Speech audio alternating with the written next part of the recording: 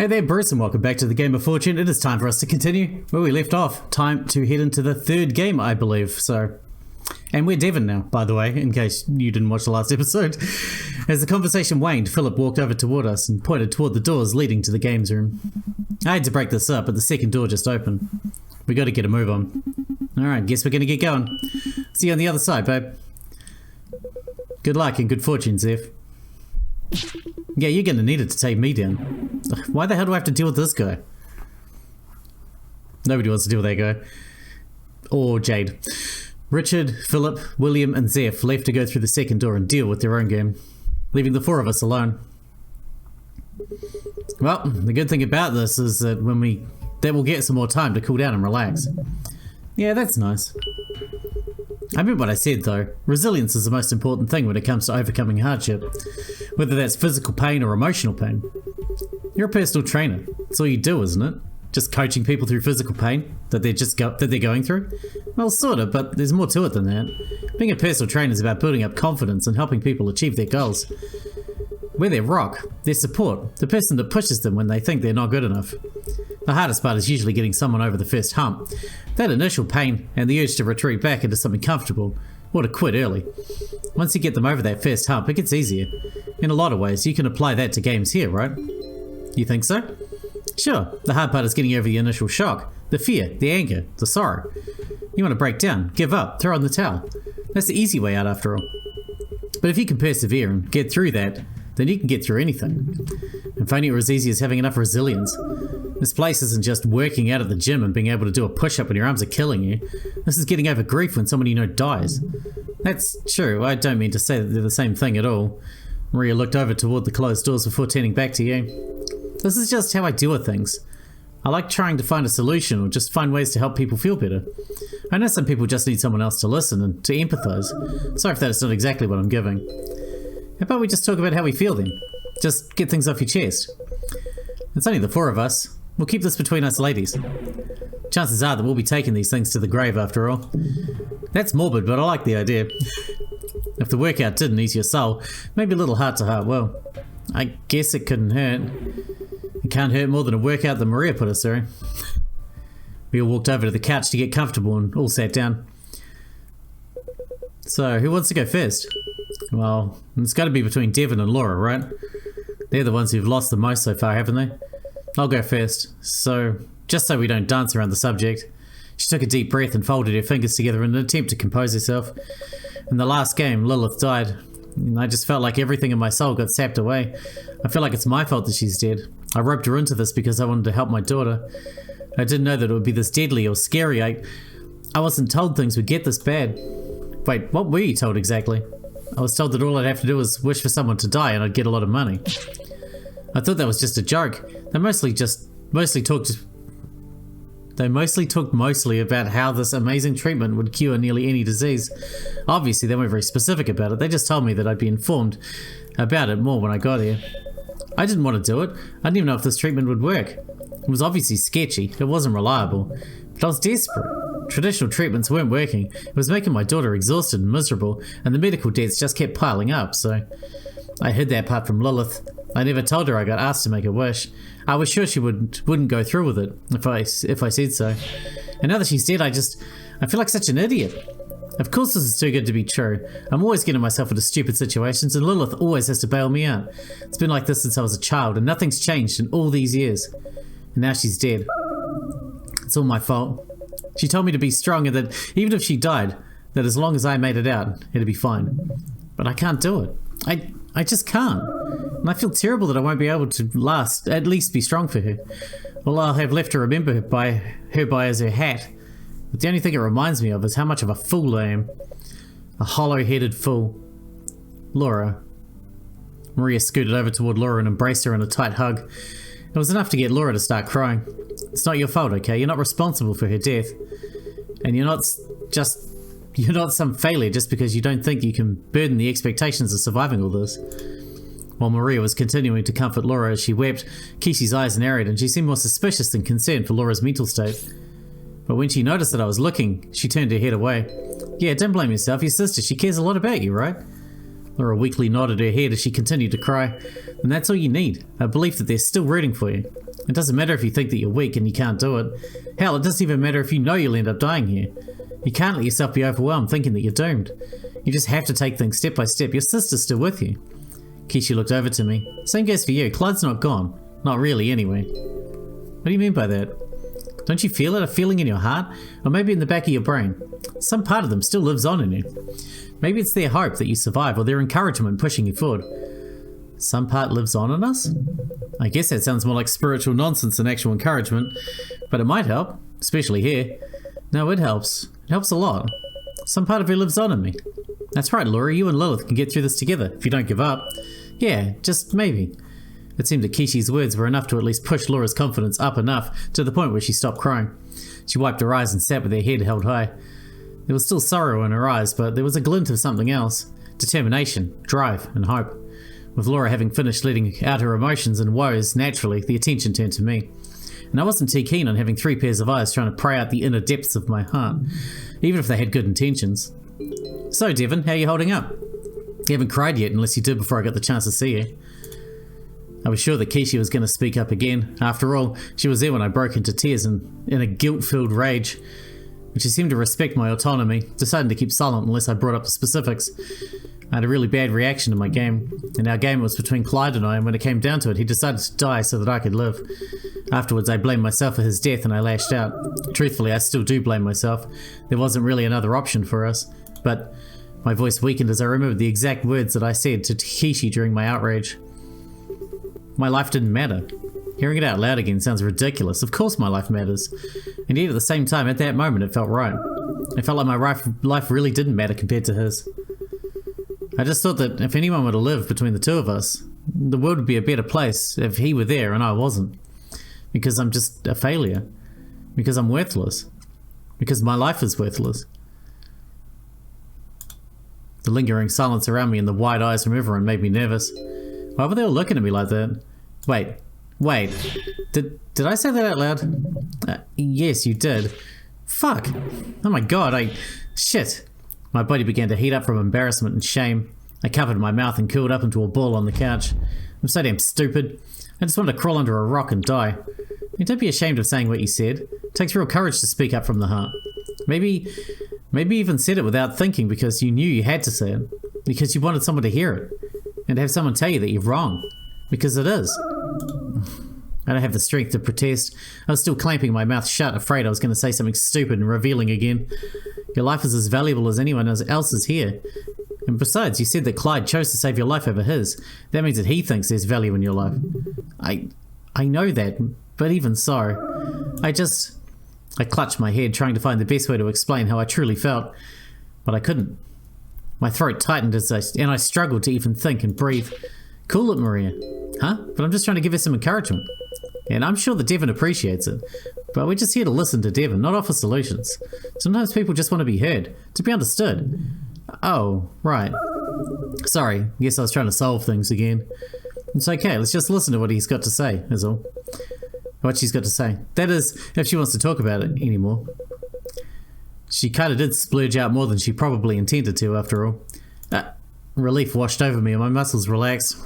I was able to let out a deep breath and get control over my thoughts once more. Right, as I was saying, I just felt inadequate. It's been an issue in my life for a while. I always got compared to my older brother. He was the star child of our family. He was a nice guy, really. I didn't hate him or anything. But he was just so damn perfect. Great personality, smart, could do no wrong. And when you're always getting compared to him, when you never get your own achievements recognized, you just start to wonder if there's any point. I mean, we even have the same birthday. Sometimes it just feels like I could disappear off the face of the earth and no one would notice, no one would care, and nothing would change. And it's depressing. So when Clyde had the option to either save himself or save me, for a moment I just felt like maybe I can make the difference if I just died. Maybe he'd be able to go and do some simple good in the world if he could survive. And when he saved my life, I just thought that I'd pressured him somehow into doing it. Now that he's gone, I just worry about everything. What are his parents going to think? What about his other friends? Or family that'll miss him? Why'd he give up his life for someone like me? I'm not worth saving. I don't matter. I'm just worthless. I shivered. I felt a pang of pain and sadness rack over my body again. I hated feeling like this. I hated feeling so damn pathetic and hopeless. I wiped my hands over my eyes instinctively. I always ended up crying whenever I felt this way. but it felt right. It felt good. Just to get everything out there in the open. After all, chances were I wasn't going to survive all this anyway. And chances were that none of them would either. So what harm was there in airing everything out? I brought my arm up to my eyes again and tried to stem the flow of tears rolling down my face. But as I did, I felt a warm hand on mine. I pulled my arm down to see Laura holding my hand in her own, tears rolling down her own face. What do you... I just felt that I had to do this. It just felt right. It's not the same, but I think I can understand how you feel. I wasn't sure what to say. I figured that they'd be somewhat sympathetic, but I didn't think they'd start crying. I almost felt ashamed that they were all getting emotional over it. Before that feeling could overwhelm me, Maria sat down next to me and wrapped her arm around my shoulder. She said nothing, but her actions spoke louder than any words of comfort or encouragement could. And finally, Kishi joined in, sitting on the other side of me and rubbing my other shoulder. They were all trying to comfort me. Just a bunch of strangers trying to comfort one another, even if we're all marching toward our own deaths. A sense of solidarity and warmth. I wish that I could enjoy this moment forever. But time continued to march forward, and the moment was cut short when we heard the sound of a door opening. The third door, calling us over to play another game. I feel much better. How do you feel, Devon? I feel better. I don't think I've cried like that in a while. Or confessed a whole bunch of dark feelings to a bunch of random strangers either. Well, you're joking around, so that's a good sign. As long as it's not too self-deprecating, I think I'll enjoy a bit of humour every once in a while. Right, this is the kind of positive development that we need. With this, we'll definitely crush the last game, whatever it happens to be. Yeah, it'll work out somehow. With a new sense of shaky hope, we walked through the last open door.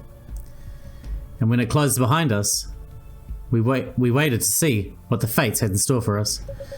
Do you think the bell's going to give us something simple? Maybe, but it doesn't really matter whether the game is simple or not. What matters is what kind of game it is. I'm not too worried about all that. Chances are we'll at worst have a game where one of us has to die. How can you be confident in that? Well, the odds that 3 people have died in the previous games is pretty high, I'd say. Bell can't kill more than 4 people per round, so if 3 people are dead, then all that can happen is that 1 person can die. Not that we're guaranteed that, but that's the advantage of going in the last door. Lilith said something earlier when we went through the third door during the first round. When you consider the kind of games that you have to play, there are a lot of chances for more than 1 person to die. And it's very rare that no one dies in any particular game, unless you go through a later door. I thought back to my own game. It was a 1 versus 3. Sure, Clyde had only ended up dying permanently from that, but if he had won, then 3 people would have been dead. The other games could have only allowed for a single person to die, and any games after that would have meant that no one could die. If that's how the math worked out, then why did more people want to go on the last door this time around? Well, there's also a bit of risk. If no one's dead by the time you get to the last door, then the people who go through that door will all have to die. The chances of that happening are pretty low, especially if there are more doors at the start. Imagine we have 100 doors and 400 people participating in this. The odds that by the time you get to the last door and no one had died seems pretty low, right? Apply the same logic here. The less doors there are available, the more likely it is no one will be dead by the time the last game starts. So the idea of it being a safe pick goes down. Yeah, I guess that makes sense. An excellent summary of my rules, Kishi. I'm glad that you're paying attention. Belle appeared on the television screen and gleefully clapped her hands. But some would say that it's a risk worth taking. Who knows? You might get a special game that's completely harmless, just for you. That's why you're here, right? To tell us whether we get such a game? I'll leave that up to chance. Let's see what the roulette says. What kind of game will you play? Belle's face disappeared, and we were met with the roulette of options. My heart palpitated each time the screen flashed and showed the 1 versus 3. I just wasn't ready. I wasn't prepared to go through that again. I prayed. Anything but that game mode again. Anything but that. Aha, here's what we're going to play. I cautiously glared at the screen. It seemed that my prayers had been answered. We're playing a 4-player dilemma game, and I think I got the perfect one for you. We'll be playing Take a Hike. Rude, if you want us to go, you could just say it nicer. No, the game is called Take a Hike. And it's a wonderfully simple game. I hope that all we have to do is actually take a hike. Yep, that's basically it. You'll be hiking through a nice trail that I made for you. But you'll be hiking to a few tents, which is important because this nature walk you'll be taking will have a few dangerous hazards you'll need to watch out for. So we're hiking to some tents, and then what? Once you get to a tent, you'll get to vote on who gets to stay in the tent. Think of the tent as a safe zone. If you get one, you'll be safe forever and you'll be essentially done with the game. The tents can only hold 1 person, so make sure you're certain of who gets to stay at each tent. So we hike to a tent and then we pick whoever gets to stay in the tent. And then we hike some more. That sounds kind of like we're voting on who gets to live. Well, there's one way to put it. So what happens if you get to stay in one of the tents? Do you just get sent over to the lounge, or does something else happen? You'll stay there for a while. After all, you'll still be able to communicate with the others, though you won't be able to vote anymore. That seems a little too simple. What's the catch here? I'm sure you'll figure it out quickly, but that's all you really need to know. I'm sure you'll all make the grand journey together after... If you all make the grand journey together, everything will be fine. Outside of the game room is where the trail starts. You'll also have some devices that allow you to communicate with one another if you get lost or something. That's all. Good luck and good fortune. And just like that, Belle signed off. It sounded so weird, a simple hike, and then get into some tents. I don't like this. It sounds like there's more to this and she's leading on. Well, no point worrying about it. All we can do is march forward, right? Besides, I like hikes. Lots of fresh air and fun terrain. I like hikes as much as the next person, but I'm not really dressed for the occasion. Well, it can't be that bad. Maybe it'd be a short hike. Maybe it's just some really easy game because 4 other people are dead. That's possible, but we'll never know unless we play. So let's get going. We followed Kishi out of the waiting room. We were met with a tremendous landscape. How's this even here? This looks like a whole damn forest. It's a lot bigger than I thought it would be. It's a hike, right? Why wouldn't it be big? I just didn't think this place would have an entire forest around here, unless this is some kind of illusion. I reached out and touched the grass, some nearby shrubs, and even the leaves on a few trees. It all felt real. Pretty convincing illusion. Nearby there was a podium that had 4 phone-like devices placed on top of it. Kishi tossed one over to me. Guess this is our communication device. I inspected it and it looked like a phone, except it only had 2 apps on it. A messaging app and a camera app. The only contacts to message were Contact Device 1, Contact Device 2 and Contact Device 3. Real creative names, Belle got. I guess this is just for us to keep in contact if we get lost, or after we get into a tent, right? Maria shrugged as she tucked her contact device away. Don't care. All that matters is that we get to move on, right? We've got a nice trail. The weather's nice. The sun is out. Huh. Didn't think the sun would be there. Why would you think that? Does a god's realm even need a sun? Can't they just make up a light source or something? How do you know it's not exactly what it is? Good point. Anyway, let's go. Maria started walking down the path. We followed since we didn't have any real reason not to. For the most part, it was just a nice walk down a wooden path. Occasionally we'd have to go up a slight incline or slide down a hill. But aside from that, things were pretty calm. And then we came across a sign. Danger. Frigid conditions ahead. We looked down the path and noticed that the somewhat temperate and woody landscape started to look a lot more like a tundra. Even taking a step further, I could feel the air temperature drop. Ugh, this is gonna suck. You're telling me I was not prepared for winter weather. If you're cold, you can borrow my jacket. I can manage for a bit, but if it gets too bad, we can trade it around. Yeah, my soul will keep me warm. That and a few exercises to keep my blood pumping. I'm more worried about my feet. I don't have any socks. And if there's going to be snow on the ground, it's going to be painful fast. Oh yeah, that's a good point. And going barefoot doesn't sound like it'd be good either. Want to borrow my shoes? No, that's fine. How about I carry you for a bit? Are you sure? Yeah, don't worry, I'm hella strong. But you'll get tired. A little fatigue isn't going to kill me, and if it means you're not getting ice pops for feet, then it's fine. Okay, but only if there's a lot of snow, okay? Great, then let's keep going. The faster we get through it, the better. Maria again led the charge into the tundra, and while I could appreciate her fiery spirit, the sudden change in temperature was debilitating to say the least. The cold winds were like paper cuts across my face, and I didn't want to even think about how bad it was for the others. Slowly, ice and sleet began to fall from the sky, and the ground became soft with snow. We were only walking for 5 minutes, and already we were shivering. She wasn't kidding when she said the conditions would be frigid. Maria, are you okay carrying me for a bit? No problem, you can leave it to me. Maria quickly hoisted Laura up and put her on her back. Alright, comfy back there? Yeah, I'm fine. Laura was hiding her face. Apparently she didn't expect Maria to be so quick or eager to help her up. I think I see something up ahead, so we shouldn't have to worry too much. Maria pointed to what looked to be some kind of hut or igloo up ahead. It was hard to make out in the snowy wind, but something was there. It was probably one of the tents that we were meant to get into. The real problem was that between us and that tent was a frozen lake. Of course there's a frozen lake. No worries, all we have to do is cross it and we'll be home free. Maria was first up to walk to the edge of the lake and was about to take a step forward before Laura scrambled to pull her back like pulling on the reins of a horse. Ouch, what are you doing? What are you doing? Are you about to walk on a frozen lake without checking the ice or even putting me down? I mean, how else are we going to get across? Just let me down and I'll explain it quick. Maria crouched down to let Laura back down on the ground. Laura looked over the entire lake, even walking around the edge for a bit before pointing at a particular location. We should try crossing there. The ice is clear and probably a bit thicker. We really should have some kind of rope or something, but I suppose this is the best that we can do. Is clear ice safer than white ice? Yes, white ice is ice that usually melted and refroze and tends to have air bubbles in it. Not really the best place to try and cross a lake from. It can crumble beneath you, and I don't need to tell you why that's bad, right? Awesome, we got a pro here. I just like to do a lot of hikes and walks through nature. I haven't done it as often recently, but I know my stuff. Right, anyway, we should start walking there. And then when you're moving, you want to spread your weight as evenly as possible. If you fall in, don't panic, just try to swim. And where you fell out of the... Don't panic, just try and swim to where you fell out of and try to get back on the ice. Gotcha, that all sounds pretty easy. Most importantly though, we're going to have to go a little bit at a time. You mean we can't just go all at once, right? Yeah, 15 meters is ideal, I think. What? What's that in feet and inches? Well, I don't know the proper conversion. Anyway, you should go first. You'd be the closest one to the tent. Plus, then we'll be able to follow your lead. I suppose that's fair. Then after her, Kishi can go, then Devon, and I'll go last. Any reason why you want that order? Kishi's obviously cold and probably wants to get somewhere warm fast. You still got your coat, so you'll be okay waiting for a bit, and I'm still warm. Plus, if anything bad happens, I can rush in to save you.